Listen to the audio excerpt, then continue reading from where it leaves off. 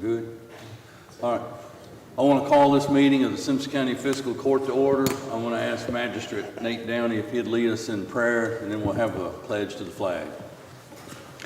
Everybody here. Heavenly Father, thank you, Lord, for this day. Lord, continue to bless this fiscal court, Lord, members across the board. Continue to give us the wisdom and knowledge to be able to make the rightful decisions for our citizens, Lord. Lord, thank you for the first responders. Lord, thank you for all the other elected officials, locally, state, and nationally, Lord. Lord, continue to bless the ones that's in the hospitals, Lord, the ones with COVID, Lord, and all the other type of illnesses. Lord, please bless the ones that's in the nursing homes, Lord, and bless the government, Lord. Bless the government, have them to be able to sort things out, Lord, and make this world a better place of which it is now, Lord. Lord, thank you for all the ones that's out there on the highways and byways that's traveling to and from different places, Lord, and bless the ones that's in the hospitals and nursing homes, Lord. In Jesus Christ's name, amen. Amen.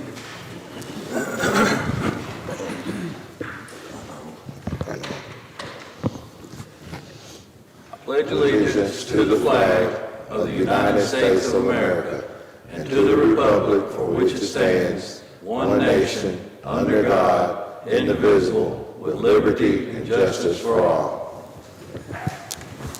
I had my chair rolled up on my microphone cord. All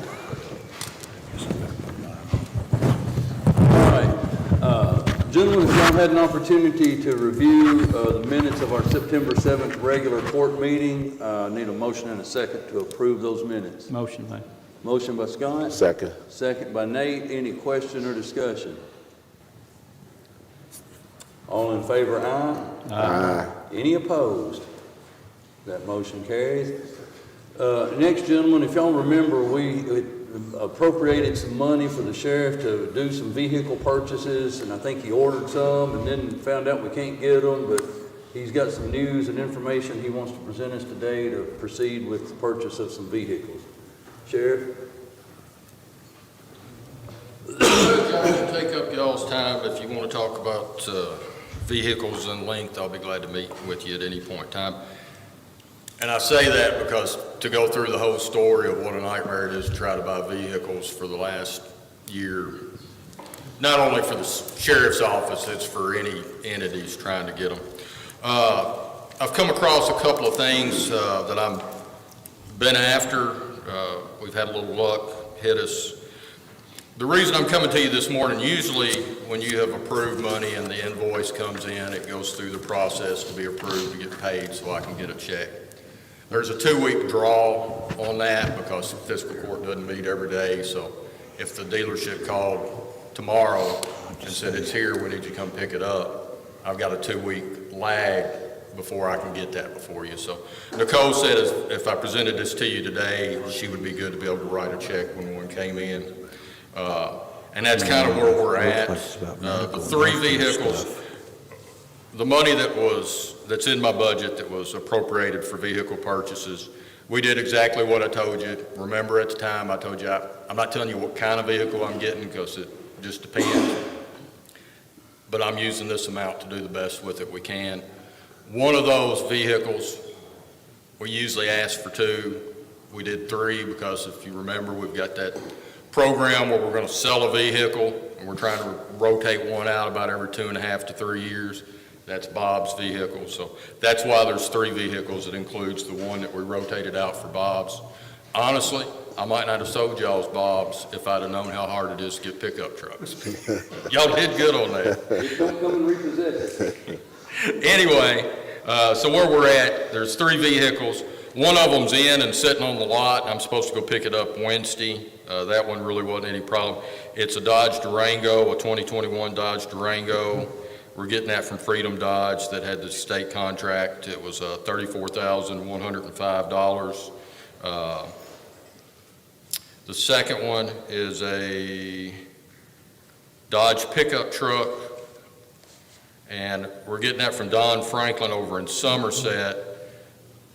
That pickup's to replace the old pickup. Pickups, this guy ordered this thing a year ago. It's a 2021, but it just happened. He was at the sheriff's conference, and it's been built, and it's in the process of getting over here. And he said, buddy, if you want it, I'll sell it to you. He said, if not, those and literally, the 5 sheriffs behind me were all, he sold everything that he had on that lot, just right there. But it's $28,919. It should be here within the next couple of weeks. He thought first week of October, and we can go pick that up. And the third one is a 2021 Dodge Charger. There's no telling when I'll get that. I've had it ordered for 6 to 7 months, and it's still in the making. It's showing it's in production now, which it hadn't showed before, so that means it's hit. I think chips, I'm not an expert in what you hear from these guys, or they don't have the chips to put in cars, and they actually won't take your order for trucks and stuff. I think they're maybe fixing to open that back up. So can I answer any questions for you? The Dodge Charger is $26,404, is that correct? Yes, I'm sorry if I didn't say that. The Dodge Charger is on state contract and it's $26,404. The one vehicle we got that is not on state contract is the Dodge, that's not on state contract is the pickup truck. And it was $28,919. That was below state contract price. So his was priced lower than you'd get it on the state contract. And the auditors don't have a problem if it's under $30,000, you can make that purchase. You have to put your equipment in these vehicles. They're not coming. No, they don't have equipment. Okay. There's a few sides that are like one of them's already got a spotlight in it, but yeah, we have money appropriated also in our line item to do that, but once we get them, we outfit them, so. Any questions? Thank you. Thank you. Do we need a motion? It does, because it will eventually be a claim, and you all need to approve it, because that way we can go ahead and write the check whenever he's ready for it. All right, so we need a motion and a second to approve the purchase of these 3 vehicles for the sheriff's office. Do we need to state those prices again? They'll be in the minutes, the make, model, vendor, and the exact amount, and that's what we'll write the check for. Scott, you made a motion? Second. Nate, second. Any other question or discussion? All in favor, aye? Aye. Any opposed? That motion carries. Next, gentlemen, if you've had an opportunity to see, it's time to have a copy release renewed for the judge executive's office and the jail. And it looks like that the Lane Company, which is the Conifer brand, is actually going to be less than what our current contract is. And this is a 4-month term, or a 48-month term, rather, 4 years, not 4 months. You can see highlighted in yellow what our current is, and then the best option is the one right below it, with roughly $25 less here at the courthouse and about $15 less at the jail per month. And the black and white is, Well, the current. that's cheaper on per copy. Yeah, 0.02 cents. Right. It's a little cheaper per copy, and the color is, both the color and black and white copies are both cheaper than what's in our current contract. So you need a motion to I need approve a the motion. Lane Company. Yes, I need a motion to approve the copy releases at the judge executive and office and the jail, and authorize the judge to sign those lease agreements. Now, will they bring they just bring new copiers up? But it's the same brand that we have currently, so it'll just be a more updated, faster machine. Okay, so move. Got a motion by Martin? Second. Second by mine. It's a lot easier to make motions in second when you're upgrading and getting all together. Any other question or discussion? All in favor, aye? Aye. Any opposed? That motion carries. All right, next, gentleman, is a contract for the jail for a GED proctor. And that's at a rate of $18,000 a year, paid at $1,500 a month. If you look on your portal, the pay it had 18,00, decimal point 00. There was a zero omitted. It should be 18,000, and Pam has a corrected copy with the correct $18,000 on it. But this will be, Jailer, this is paid out of the commissary for this program, correct? Got a motion, and the motion is to approve this agreement and authorize the judge to sign it. Yeah. Motion by Myron, second by Scott. Any other question or discussion? All in favor, aye? Aye. Any opposed? That motion carries. Jailer, I may need you on this next one if you don't mind to come up and talk about this jail airmark agreement.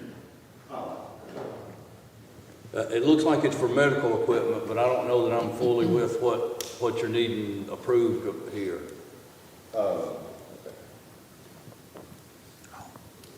It's with Airmark, and it is like medical stations that we put all over the building. I think this is, can't remember if it's 6 or 7 stations throughout the building, but when medical is not there, we have, the general stuff like ibuprofen and aspirin and Band-Aids and bandages and tape and, just basically First aid kits that mount on the wall that the deputies can get to take care of the inmates in a necessity situation. Now, we do have medical kits. That's 2 different things. The medical kits are in extreme emergencies. They have to stay full. They have to stay stocked at all times for the, what if situation. So there's 2 different things. And, the Airmark, they come and service them. They keep them full. We don't have to ask them. It's just, those supplies are there at all times. In this fee, what's the terms of this agreement as far as length of time and cost? The cost is like, and I'm sorry, I didn't bring the exact quote, but I think it's like $5,000 a year. And it will be paid out of the commissary. I just has to have a contract signed with them. So that's why I brought it to the court. Nicole, we talked about just paying it straight from the commissary instead of coming over here and putting it in our budget.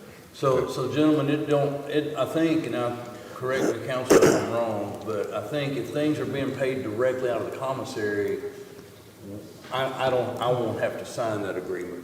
Yeah, you will have to sign an agreement because it's a contract, and the jailer cannot sign a contract. So that's why he's we're correct bringing it up. about that. Okay, all right. Now, we can sign the check, we can sign the checks out of the commissary direct to that vendor, but it has to be a signed The contract. agreement has to be Yes. signed, and what's the term of the agreement as far as how long? I think it's about a year. Just annual agreement, okay. It was nothing major, but it'll come in very handy All right. in the facility. So gentlemen, we just need a motion and a second to authorize the judge to sign this agreement with Airmark to provide the first aid materials to the jail. Motion made. Motion by Nate, Second. second by Myron. Any other question or discussion? All in favor, aye? Aye. That motion carries. Thank you, Jailer. Do you have a document? Okay, because you don't. just wanted to get it approved, and then I'll bring it. All right, next, gentlemen, no budget transfers. Moving on to cash transfers, we need a motion and a second to authorize an $82,855 transfer from the general fund to the jail fund. Now, this is projecting out even beyond our next court meeting because, and I'm going to bring this up in my report, our next court meeting will be the first Tuesday in October, obviously, but it's also a week of fall break. And the county treasurer will be out on vacation that week, so she's just trying to forecast ahead to say. Judge, I think the jailers. Well, let me finish, but you can come on up. She's trying to forecast out beyond her being out, so everything needs to be taken care of, can be up and through our last meeting in October. I'm not trying to get ahead of myself, but this may help a little bit where y'all don't have to do what you're fixing to do. can we back up on what we're talking about right now for just a second? Well, I mean, we authorize the cash transfer. If there's money there and we don't need to make the transfer, the treasurer won't make the transfer. She won't make it until it's absolutely needed. Okay, we were looking at the A&R. He got a $1 million check, is that what I said? Would it help? I was looking at the A&R yesterday, and we were trying to do some cleanup on the budget. I know we're probably we can go ahead and get all this stuff out of the way. We're a little bit over on our manpower right now. The monies that we're bringing in offset by 3% to the good right now. And as I was looking on the consultant contracts, if y'all remember back before COVID, we budgeted $24,000 for 2 people, the walkers. And we didn't budget in for Mr. Mooneyhan and this proctor that we're bringing in. We didn't budget that in. I obligated myself for about $102,000, $103,000, give or take, out of the commissary to fund the commissary person and the walkers. Well, since then, COVID's lifted, our numbers have skyrocketed. Money's coming in to the tune of about, $50,000 extra a month right now that we didn't anticipate. So we're going to have to shore that up. That $24,000 is not going to cover, it's not going to be adequate. So we figured up the proctor, and I was off on the proctor about $5,000. Did you say $18,000 a while ago? Yes, that was the contract. Okay, well, that's just my fault. I was off about $5,000 because I went 13.5. But anyway, I've got a check here from the commissary to the court to cover the balance of our obligations that we originally authorized, and the balance on it was $52,802. For Mr. Mooneyhan, we didn't figure his in, so I put his amount in there, and I put the proctor in there, and I have a check to give Nicole for $78,302. So you may not have to make your transfer today if you don't want to. Well, of course, I would need at least 82, 855. Okay, so you're gonna have to I add some would, more. I would feel, I mean, if y'all want to lower it down some, that's fine, but I just need to make sure everything flows. So that check, that total of that check is how much? $78,302. Do you feel like we're safe if we Yeah. drop this to 10,000? Yeah, that'd be So fine. it'd be 88,000 total. Yeah, Yeah. that'd be good. And I'll tell you, I will bring you another check this afternoon for $5,000 to shore up the difference in that proctor. I'll bring that to you, so that'll take you up to $83,000. Well, then that should be fine. Then no cash transfer? No? So that'll square us up for the year as far as what we're obligated to and what we've been adding on. And I will tell you, just so the public knows, at the pace we're going to be about $120,000 over on our manpower line item. We talked about this when the numbers went up. We were going to have that problem. We're going to have that shortfall. So what's the positive to that? The money's coming in, and if we stay on this pace, we're going to be about $240,000 to the good in revenue to offset that $120,000 negative.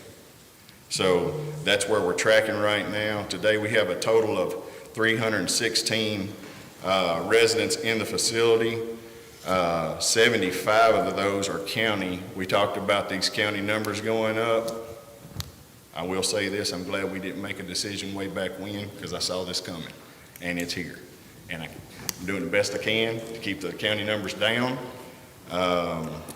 Well, the court came down from last meeting, so that's, But we've got a lull in the court system, till after? Well, yeah, there's no court this week.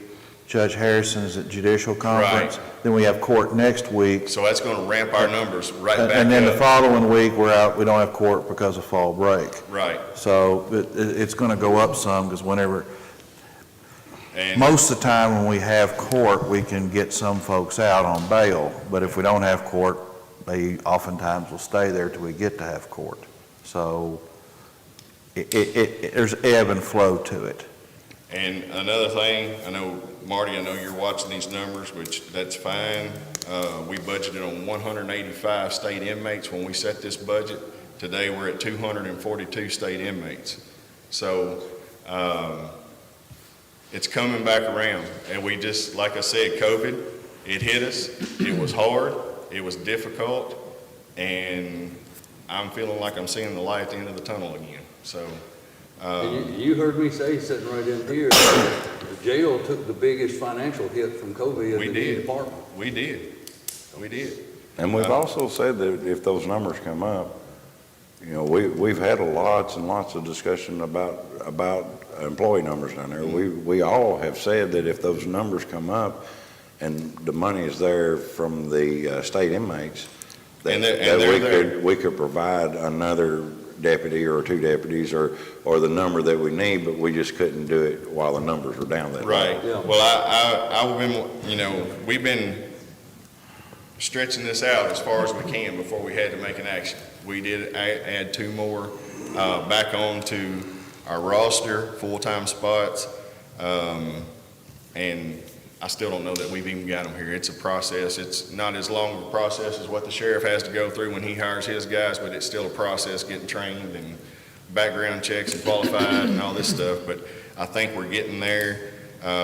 While I am on camera, if you know of anybody that is interested in part-time spots, please come see me, male and female. We're trying to utilize as many part-timers as we can to fill gaps. Make transports. Our transports have picked up, therefore our fuel mileages, our fuel expenditures have picked up. It's just a mechanism. Is one thing goes up, another one does, you know, to get what you need. So anyway. The two that you've added, what does that put you at your full-time? I think on the full-time side, it's 39. 39. Now. Be right.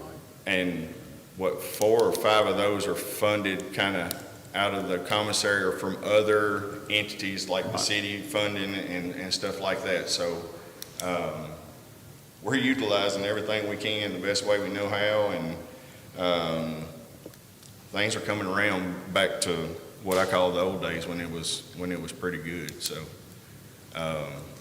anyway. Good deal. Appreciate it. Thank you. Thank you, Gary. Yes, Thanks, sir. Jalen. So I guess we're All right, withdrawing. so Nicole, with that $83,000, you think we're good in? And just so everyone knows, the treasurer does her job very, very well. If we'd have known this money was, when this agenda went out, this would not have been on there. Yeah, I wasn't aware. Yep. Okay. So, but we do have to, if you had an opportunity, gentlemen, to review the bills and claims, we need a motion and a second to approve the bills and claims as presented. Motion made. Got a motion by Nate? Second. Second by Myron. Any question or discussion about the bills and claims?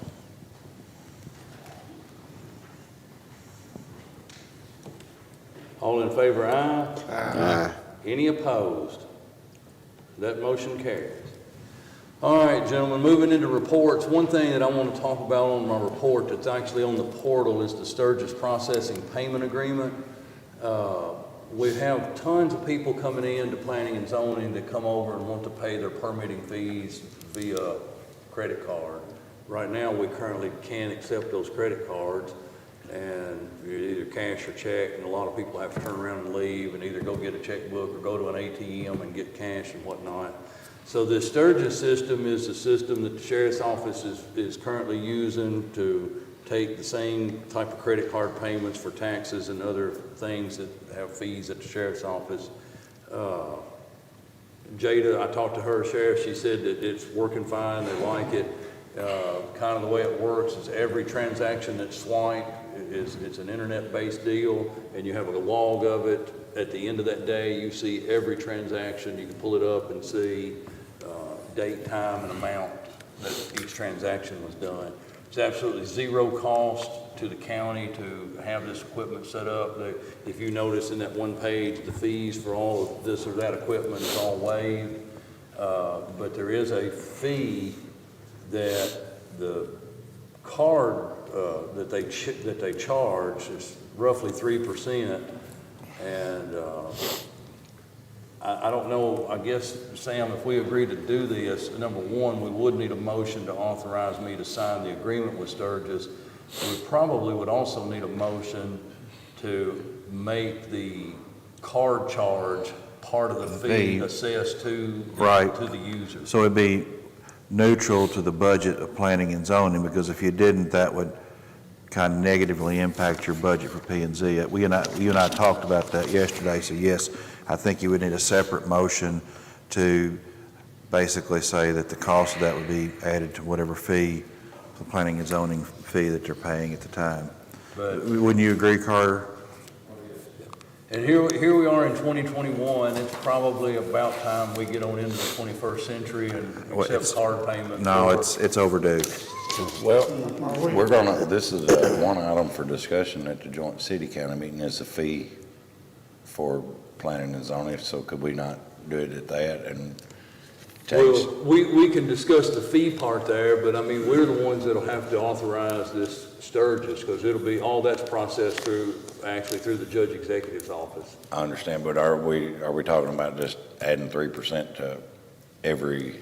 Well, For honestly, all I think permits? that's automatically added, the way they set it up. Like, if your fee, let's say you come in and get a permit, and it's $100, I think it's automatically, you're assessed 103 on your card. It's not really anything we do. Okay. That 3%, I think, it goes straight. To the Sturgis people. Yeah, We don't deal yeah, with and it, we'll- we we don't don't take get that it, money we at don't do all. anything. I understand that, but So, I know a lot of businesses, it doesn't do it that way. It's Yeah. whatever Yeah, the way this is, like, once you swipe your card, whatever the fee is that you're paying, 3% is automatically added to that card and goes directly to Sturgis, and we never even see that money. Okay. That's the way it is with us when we're buying permits outside of Simpson County or state of Kentucky. Yeah. That fee is automatically Yeah, put on. But if they don't want to do that 3%, they can still they pay can write in a cash check or in check. cash and save 3%. Yeah. Mason, are we getting, Carter, are we getting closer, one step closer of being able to obtain permits online? I mean, I know this is outside the box. Well, but- the only problem with that, I think right now you can get all of your applications online, you can print them off, you can take care of all that. The problem with completely doing permits online is the review process. I mean, like, There's a especially lot of with the building places where permit, they do that. I can't speak about electrical because I don't know, but the building permits, the building inspector actually has to take a look at your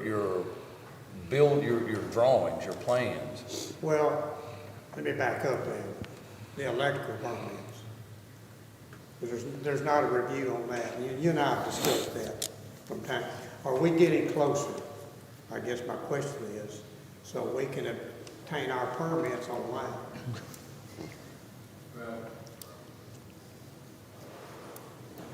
Yeah, if it's a lengthy answer, we need to capture your voice. Yeah.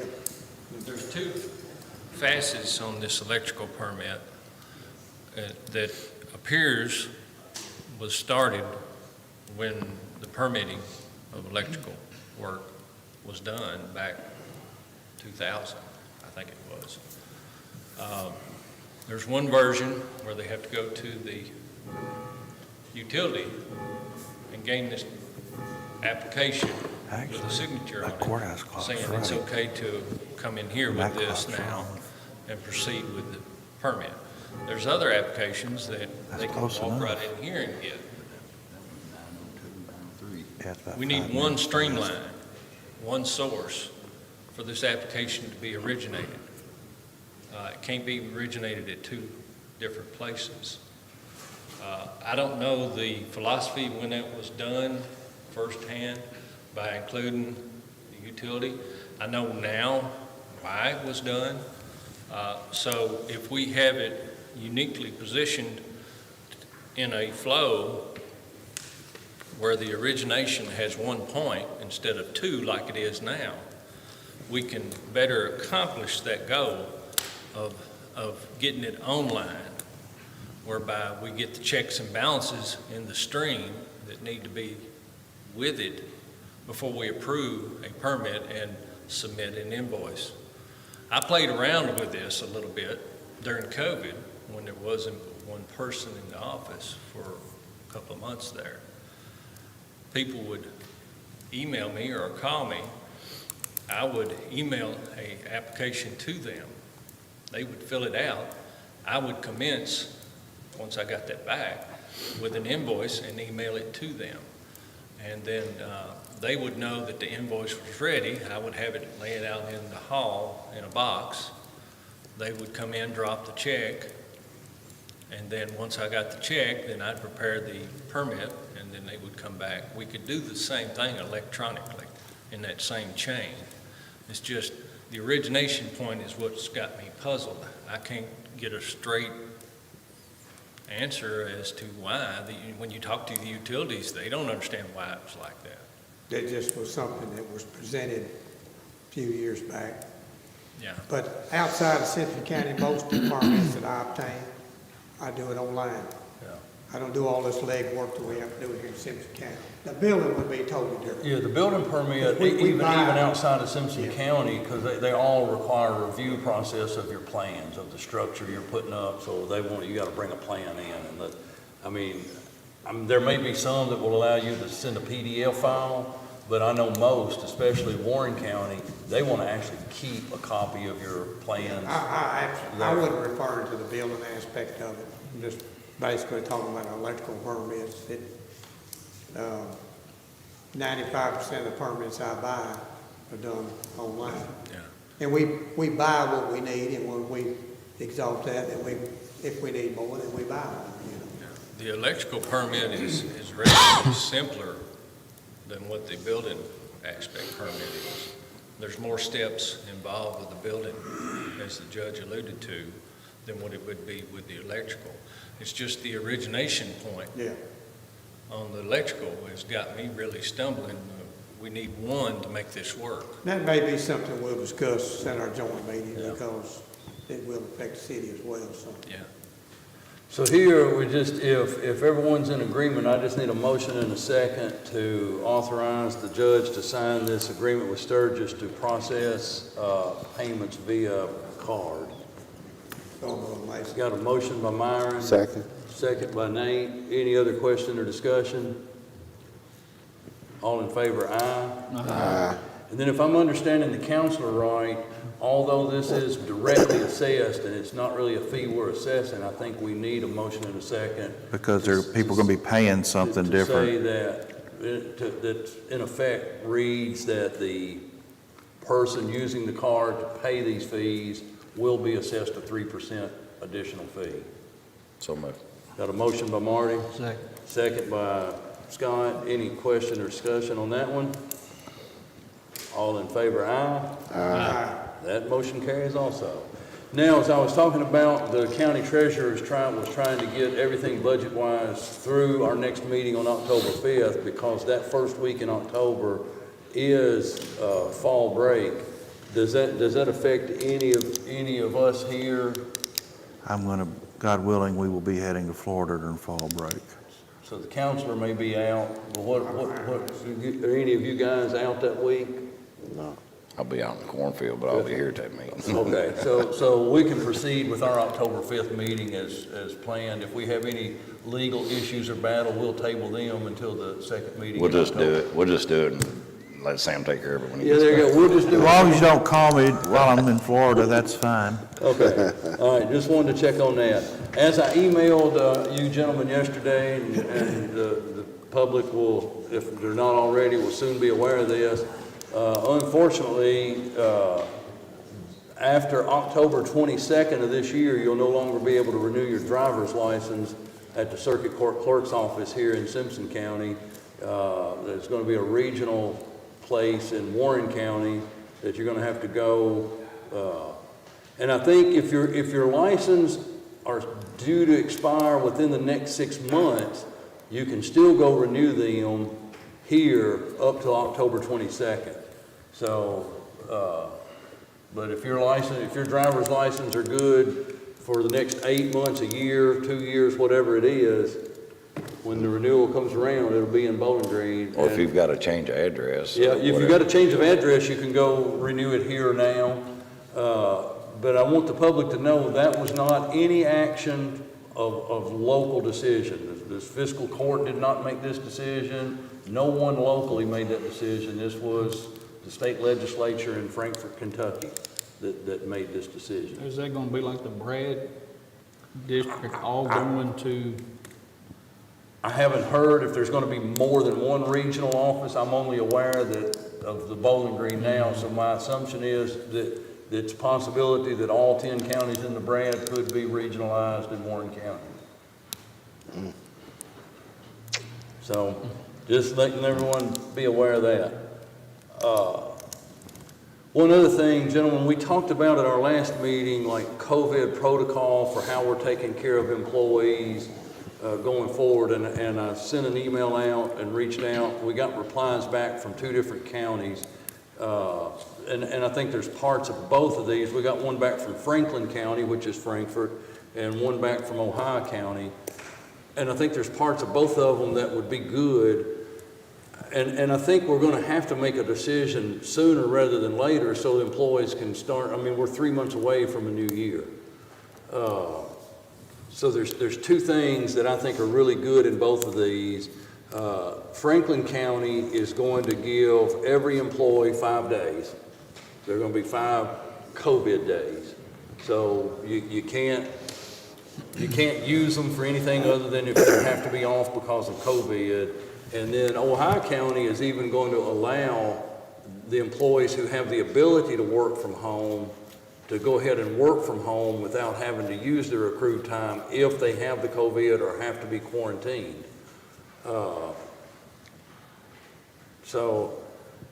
And then we had a situation where we had an employee in a department that his wife tested positive. He had to quarantine, but wanted to know if he worked by himself, away from everyone else, could he continue to work? And I said, yeah, if he's in the vehicle by himself and he's out working by himself, I don't see any issue with that. In fact, I applaud the young man for having the willingness to come on and work when he could have sat at home and said, hey, the county's going to pay me however long I'm off to just sit here. So my suggestion is going to be that beginning January 1, we give every employee 5 COVID days and allow them the ability to do their job from home if the department head determines that they can adequately do that job from home. Now, Is that only if they test positive? Well, I would say if they test positive or if they feel like that Or they need to quarantine because of a family member being positive. But when you say give them 5, they've got 5 COVID days for the year, or? 5 COVID days for the calendar year of 2022. Okay. And then my suggestion would be that once we hit January 1 of 23, that all of it is absolved and we just go back to regular. So they get these 5 COVID days in addition to What they any time accrue. off or anything else that they have? Yes. and this would be as long as we're in a state of emergency. Well, I would, Yes. if If we remove the state of emergency, Then that's, then it would go away. That would be reasonable. But, just don't assume we thought it was done in the summertime too. I'm not So assuming, I'm just saying, I hope it will be all gone by next year, but yeah. Well, the point being, as we discussed in the last meeting, we may have to deal with COVID for another 100 years. We can't continue to pay out extra money and extra time off. We don't do it for the flu. We don't do it for any other sickness or virus. We're gonna have to get to a place that we can't do it for COVID forever. They will have to bring a proof of a positive COVID test or something, Yeah. will they not? Yeah, Well, which if is, they're just quarantined though, yeah, same But you have as to have a reason to be in quarantine. I mean, Yeah. obviously, you have to have somebody, in your family, in You'll your have to or bring- household. you've been That tested, they- or you've been exposed. I mean, we Or- have our employees turn in For example, documentation. You know, I had a brother-in-law who was working on the factory line, the guy next to him tested positive, and he had to go into quarantine because the guy, when they were right. in close proximity, ditto for school kids, but the difference is with the flu and this is we're not requiring people to quarantine with the flu, but I'm Well, you hoping, might should. I mean, if you're sick with the flu, I would prefer you not come to work too. well, I don't disagree, but I'm just saying, I'm hoping eventually there will be enough herd immunity and there'll be enough treatments that maybe the mortality rates will go down some, so it wouldn't be a problem. Yeah. So once these 5 days are used up then, and all other days used up, then what? They don't get They paid. they just wouldn't get paid for time off. Well, and I mean, they have accrued leave, so it gives you enough time to think about that, be responsible with your accrued leave. And you if accrue, feel how much like time you is need it. accrued in a given work period? We get paid every 2 weeks. How much accrued time is each employee? It's tiered, so like the people 0 to 5 years is 4 hours each pay period, and then it's 6 hours each pay period for the 10 to 15, and anything over 15 is 8. So 4, 6, and 8. So I mean, you're accruing a reasonable amount of time. I mean, even a brand new employee, so you're talking about 4 hours on 26 pay periods, so you're getting over 100 hours of accrued time in a year. And then you're given the 5 days, I mean, Yeah. so. And then in our policy, I mean, and I don't know if that's something you all want to think about too, is, I mean, in our admin code, we do the whole transfer of time, but in the admin code, it specifically states that you have to be out 10 consecutive days. You have to have a doctor's note, and you can, because you have some employees who have a high balance of accrued leave, and they're willing to donate that leave to help another employee out. So I don't know if you all want to think about that, if you know, with the admin code, it says 10 consecutive days. If you may want to consider, with an exception to COVID, if an employee's exhausted all their leave and their 5 days, if there's an employee who agrees that they want to transfer some of their time, it all goes in writing. I mean, we have a process, but you may want to make an exception to that, to where if you do have a new employee, then if another employee is willing to donate some time, it can happen, so that employee can be paid. And I wouldn't have a problem with that if the employee donating the time feels good enough about donating it to that individual for COVID only, and in light of what is in the admin code, now you gotta be out 10 consecutive days. Let's say someone says, hey, I've got the COVID, I'm gonna be out 10 days, I don't have any accrued time, but I've got these 5 days, and I'm gonna have 5 days then, I'm not gonna get paid, but someone wants to donate those 5 days, I don't have a problem with but I don't have a problem with it. So we're gonna, would it be fair then to say that beginning January 1, 2022, every employee will get 5 COVID-related days, and they could also be subject to get days donated from employees who are willing to donate time if they've exhausted their 5 days and their accrued leave. Now, they can't. And they follow the The process of COVID the day admin stops code. though at Well, here's the thing, the employee getting the 2023 days donated would have to have exhausted their 5 COVID days and their own accrued leave. They would have to be at a 0 balance to get days donated. And it would only be donated to them as needed. They won't get like an excess balance of 40 hours if, it's based on the time card and when it comes in, which is how we currently do it now. I mean, we have all the documentation that's required in the admin code. There's letters and approvals, and we kind of keep track of the balance. But as the time card comes in, we'll see, well, they're off for COVID, but they don't have any accrued leave. They're gonna need 40 hours this week. So based on that balance, we're pulling 40, but no more than that. So you're gonna zero back out.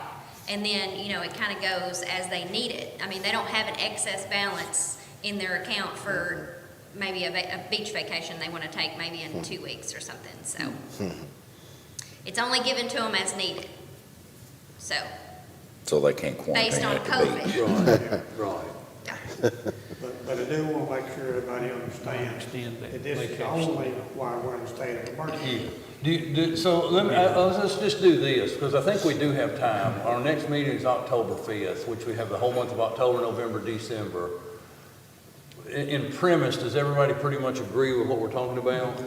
Yeah. Then why don't we do this? Let me get it in writing. That's what I was gonna Let's get suggest. something written that every one of us can look at and say, okay, yes, this is what we're agreeing to do. It's a good idea. Because there's one comment you made, COVID's never going to go away. No, and we're gonna, right. And we're making And when- decisions based on this emergency. And if you, Well, I mean, I'm at the place that I think by 2023, state of emergency or not, and let's be honest, and we may get cut off for me saying this here on air, the only reason that most counties, including ours, and cities are still under that state of emergency is because there's still federal dollars tied to all of this. And if you take that state of emergency off, your ability to get that, I mean, so I think by 2023, we're going to have to look at from an employee standpoint that you're going to have to use accrued time just like you would for flu or any other sickness.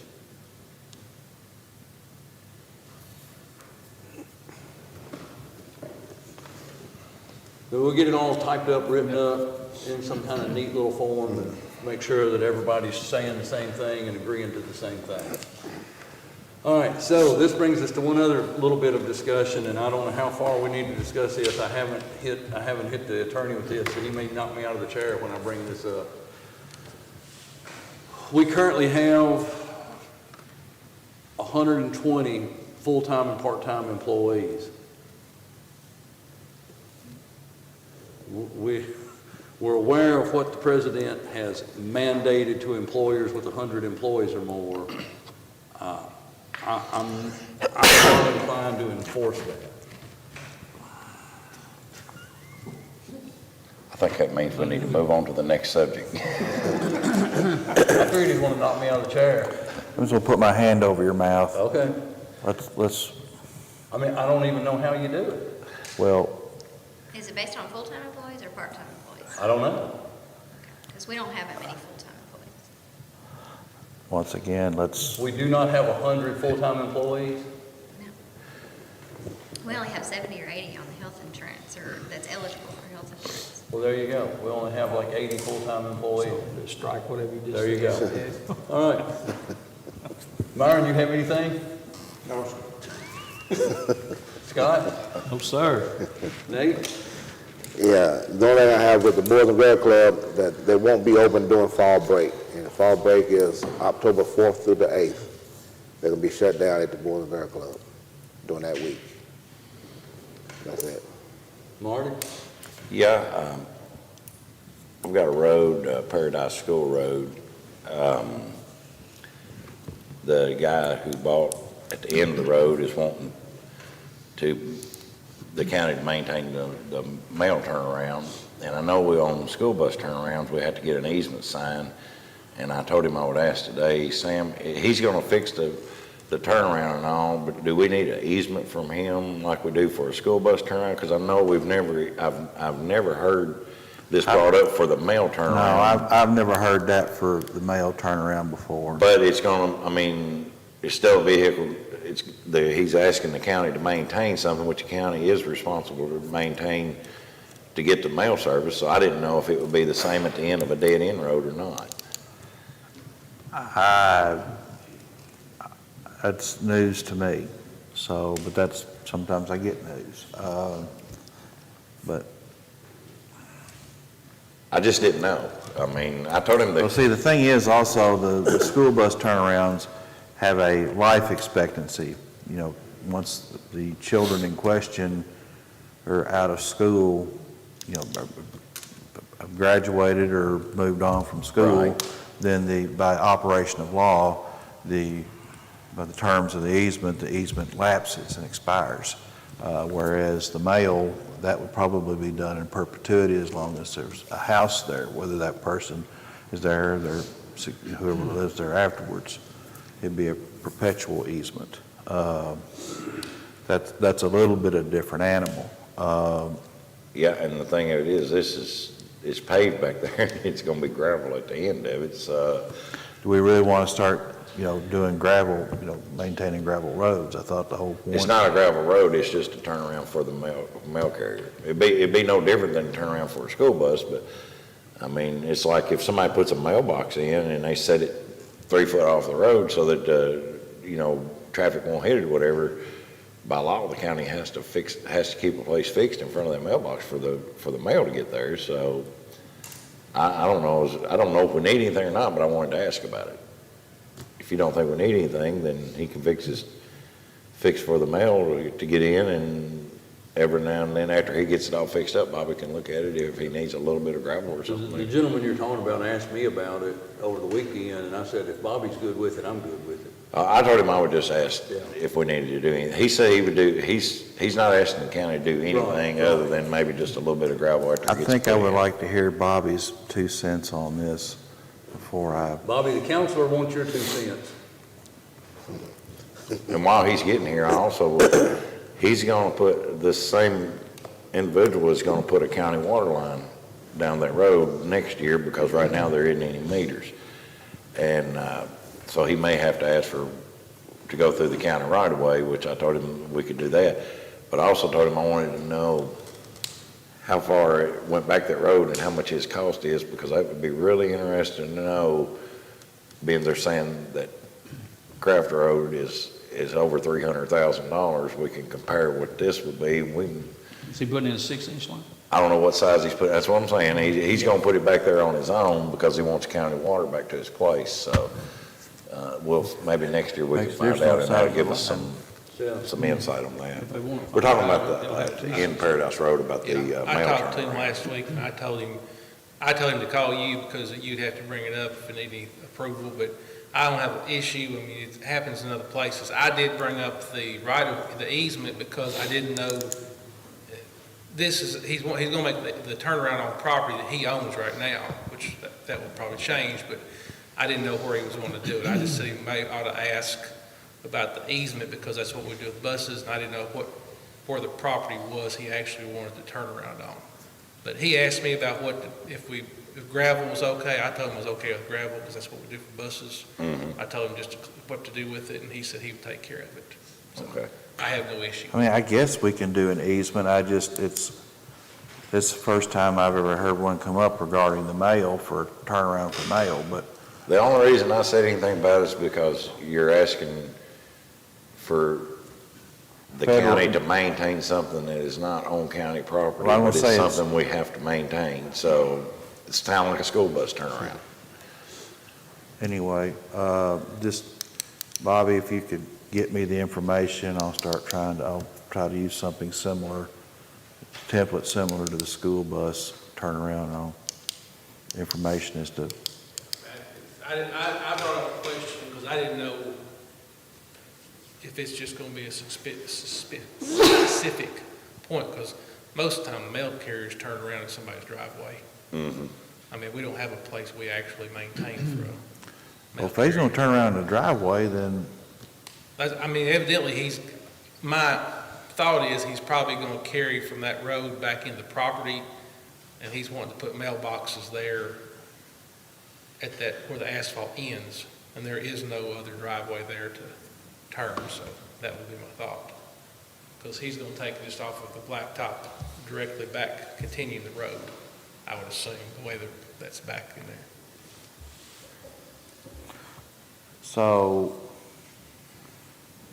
the county road stops and he's wanting to have the mail drop somewhere further on his property. I have not seen it. I'm assuming just that the blacktop ends, that his property, he's going to continue back somewhere on that property, and he's wanting to put the mailbox or boxes there at that end of that asphalt, and just make a place for them to turn there, because there is no place. That was my understanding. He was going to put the mailbox right at the end of the asphalt. But I don't know how far he wanted to. Now, we're not going to gravel road a half a mile past that. Well, Put see, a that's mailbox. my concern, is Mailbox, making put a sure mailbox how in. far back he's talking about putting his mailbox. blocks off the road. All I told him was, he just wanted to make a little small area where they could back in. Right, That's what he told me. right. And if he fixes If you can it, get me shouldn't the have- information, I'll try to If put he something. fixes it, shouldn't ever have to do anything to it. Right. Really. But if you get me the information, I'll try to put it together like a school And bus. so that everyone knows too, the gentleman in question has the equipment and the ability to fix it right. Yeah, Yeah, Yeah. so, Well, that helps. other than that, I don't have anything. Counselor? Not today. All right. Sheriff, you have anything? No report, sir. Jailer, anything else? All right, sir.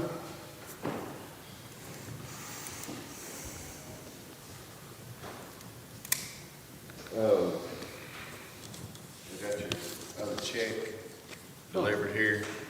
I just want to make everything clear that I have met my obligations on anything that we have talked about, and it's going to skew our manpower, our payroll. It's going to skew it. But on the backside, we're covered. So, you know, you know what I'm saying. I want everybody on the up and up, and, you know, when it's skewed, I don't want to be chastised for it. I want everybody to know that this is the reason why.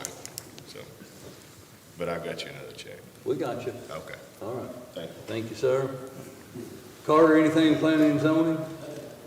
Bob, anything with emergency management? I take that movement means that that's an affirmative. He'll be here in a minute. I'll take that as a yes.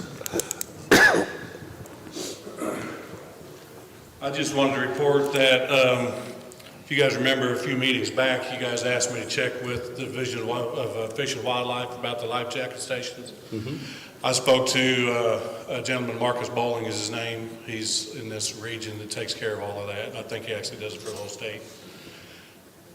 The way the program works is the county or the state of the municipality would purchase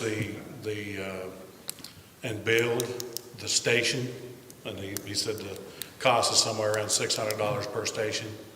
And then somebody in Warren County, it's the Parks and Recs division, but somebody has to do like either a weekly or every 2 weeks, go by there and check the stations to see what if there's any torn, whatever. They provide the stickers and stuff for the station. And then we have to do reports, I think it's every couple of weeks. If the life jackets have disappeared, it's all up on the state to take care of replenishing the life jackets and all that. And my conversation with him was, he's pretty familiar with our area. His suggestion would be that we put one out here at Drake's Creek, here off of Highway 100, and another one out on Drake's Creek just before it goes into Warren County. And I said, well, if we do that, all of our life jackets are going to wind up at Warren County. He says, don't worry about that. That's not your problem. That's mine. So he's saying for us to start something like this, probably about $1,200 investment financially to buy and build the stations, and then I would probably just take care of doing the reports every couple of weeks, and he says it's a really good program. He was concerned about the life jackets disappearing and stuff, and he said other states around that are doing this, they don't see the loss that they thought they would see. So I just want to give you. What about the liability of if we've got them out there, someone gets one on, and yet they still unfortunately drown? That's You still his comment to me was the state Fish and Wildlife Division shoulders all of those kind of responsibilities, those Well, problems. the short answer is you get sued, and you basically try to assert sovereign immunity, and CAECO, it's that you make the call. But I mean, yeah, if you don't do something, then yeah, but there, you're not obligated necessarily to do something, but if you do, potentially there is. And I understand they're going to sue everybody. I understand the state fish and wildlife people will be brought in, it's their program, and yeah, but I'm just saying, if you didn't want to get sued, we're probably in the wrong line of business, you need to just do something else instead of run for office. But, and I'm not trying to be crass, it's just the way of the world. So, yeah, if you don't do anything, you're not obligated. If you don't, then, so be it. But if you do, there is a possibility of I'm good. exposure. I'm good with the life jackets being there. I think I mean, part of me is thinking, the lawyer part of me is like, yeah, we do have some exposure, and I try to advise y'all to avoid exposure, legally speaking, but there's also the part of me that's husband and father, and it's just like, having life jackets is a good thing. Well, this was brought up at that online training I did on August the 11th, and I just thought it would be, something to bring up, and it could be, if it that's what they said, if it saves one life, it's worth it. It'd be a hell of a thing if we, someone drowns and they, they go, dang, we should have had those life jackets out there, at least give them. And plus, they're providing the life jackets, they're providing the signage, we're not out a lot of money to do this. Do we sign some type of agreement with the state or through? Yeah, he told me that he's got a procedure. If this is something that we want to pursue, he said for me. Can he get us a copy of that agreement so we can look at all that? Yeah, I can reach out to him. Now, where's the other place you was talking about, like at Barnesville Road, or? Yeah. At the place because on there's so many Barnesville Road? people, and there's a good place there, because we got that parking area. But if they take it, like, they put in there and go down the creek, they usually have somebody to pick them up, and then they're gonna have to drive all the way back. So I would have concerns about them losing a lot of life jackets at that location. Well, I offered that to him, and he said that wouldn't be y'all's problem, that'd be our problem. If you can get us what the agreement reads, we can get a copy of that. I think it'd be good to look at it. I mean, I think it sounds like a good plan. Yeah. It's just something Fish and Wildlife is doing to promote safety is what it's doing. He said he was actually surprised with the number of people that borrow the jacket and then bring it back and return it. They actually do, most people bring it back. So we'll be obligated for the structure. Yeah, to build the structure. Will the structure be so it's kind of sort of out of the flood area, or is it? Well, they've got a drawing and blueprints and everything, exactly how they want it built. It's designed and everything, and then they provide the stickers and all that stuff to put. And that may be something we can bring up at the joint city meeting at 1 or noon to see because if we did it, we'd have Simpson County Fiscal Court on it. If they wanted to pay for one of them, it'd have, Franklin City Commissioners on it, or City of Franklin, because where or it's placed, whatever. I mean, we could, depending on how the creek floods, we could replace this thing 2 or 3 times a year. That's the concern I've got, is this. Replace. The structure. The structure. Oh, without it on Barnesville Road, if they put it up there on top, Yeah. the water would never get to it up there. And if you put it back away from the water just a little bit out here, it very seldom would ever get that deep on it. If you build it right, just because it gets wet a time or two, doesn't mean you got to, replace it. All right, get us a copy of that agreement and how all that works. Sounds like something we should take a serious look into. Bill, anything with maintenance?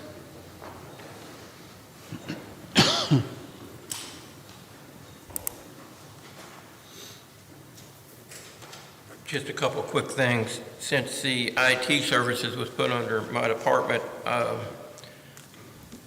want to give you an update on some things that's going on. Me and Adam try to get together every Monday morning and kind of go over some things that he's wanting to do and some things that need to be done. But one of the things that I wanted to give you an update on was that, you remember a few weeks ago or so, maybe longer, we talked about a data backup service for our records and stuff here.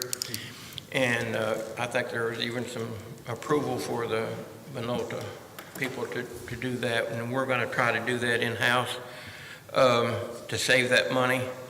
Actually, right now we're in a test mode. We have a server that Adam actually brought a server in that he had. We're going to do a test run on this server and back some of the newer stuff that will be coming out of the offices that they want to be backed up to keep the records. The biggest problem with, there's not a problem anytime of having space somewhere to back up, this data, but it's usually at the cloud or we have to pay, and that's what was going to happen with Minolta. We pay for that.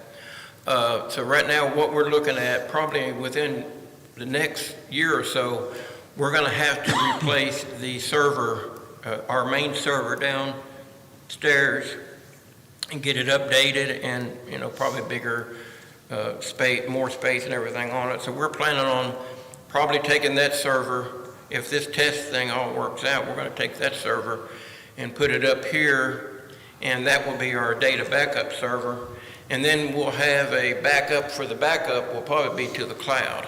Because we've talked about, backing it up on a hard drive that you actually take off premises, because our biggest fear is fire, and we lose all the information with our paper records and with our electronically filed papers.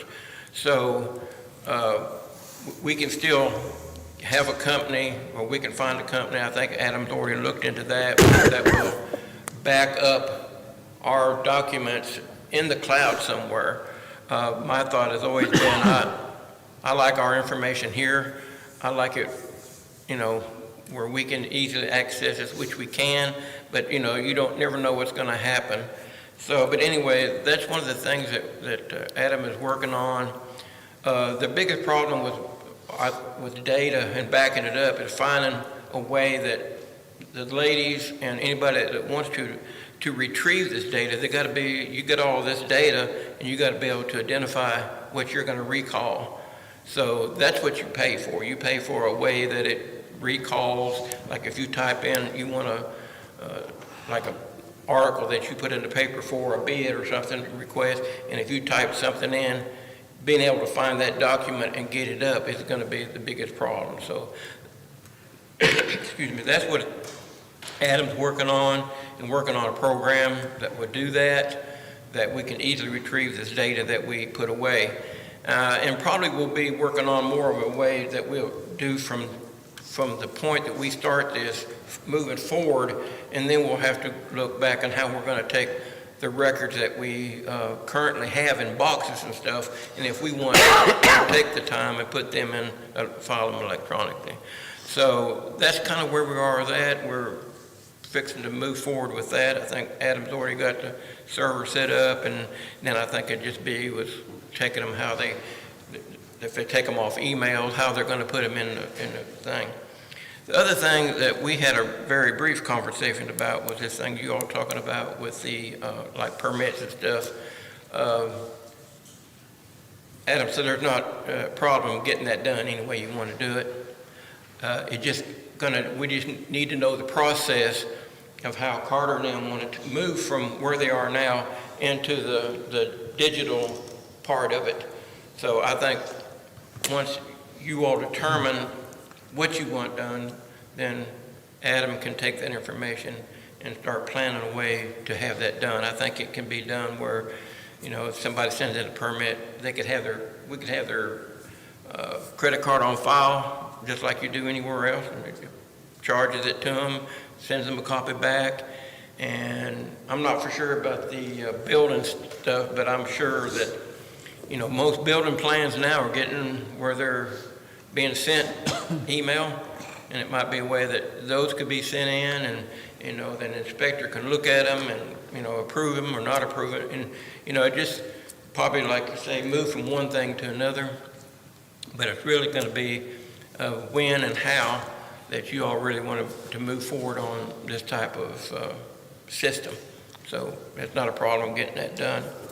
And one other thing I would like to mention, what we did find and what we have found, and this is not, of course, this is not mandatory, but we would like to put it out to all the department heads that when somebody needs computers, to let us know, because what we're finding, we have several computers that that were purchased that might have been overspent because they got things that you don't need.